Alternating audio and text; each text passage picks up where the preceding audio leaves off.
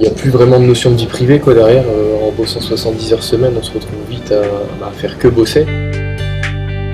Ce qui m'a interpellé, qui m'a dit que j'avais peut-être un problème dans mon business aujourd'hui, c'était tout simplement le fait que mon club fonctionne, le club tourne, les gens sont contents, mais il ne tourne pas à plein régime.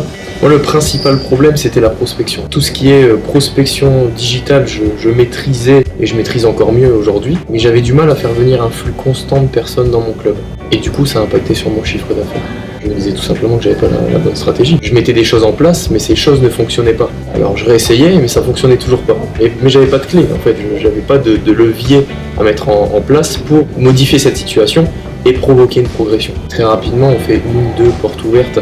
On se rend compte que ça fonctionne pas forcément. On fait 1 ou 2 offres sur des temps forts. Ça fonctionne, mais c'est pas une révolution. Il était important de réagir très très rapidement, de façon à pouvoir enfin vivre de la passion et non pas survivre en essayant de tenir à bout un business. Donc avant de tomber là-dedans, j'ai préféré réagir et puis mettre des actions en place. J'ai intégré le mastermind de Kevin à peu près 1 an après mon ouverture.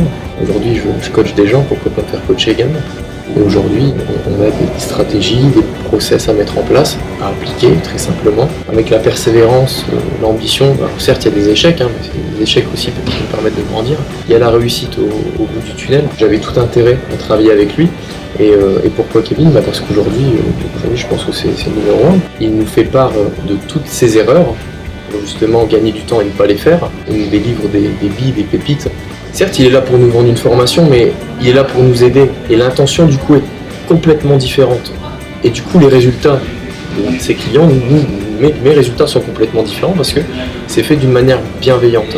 Et il n'est pas du tout dans la complaisance, c'est-à-dire qu'à un moment donné, si tu fais de la merde, il va te dire tu fais de la merde, quoi. J'avais pas de peur en intégrant le mastermind puisque j'avais rien à perdre. J'espérais juste que le contenu de la formation soit à la hauteur de mes espérances et à aucun moment donné j'ai fait un pas en arrière puisque de toute façon j'étais engagé. J'avais vraiment la volonté de réussir et d'améliorer certaines stratégies dans mon business. Il y avait des preuves concrètes que d'autres avaient réussi. Donc pourquoi pas moi. Dans l'entrepreneuriat, il y a forcément une petite notion de risque en fait. Faut pas avoir peur. Cette année, je vais augmenter mon chiffre d'affaires d'à peu près 20%. Je voudrais par la suite l'augmenter d'au moins 50%. Il faut faire confiance à Kevin, faire confiance à son instinct. À partir du moment où de toute façon on peine à atteindre les objectifs, il faut être aidé, il faut être accompagné.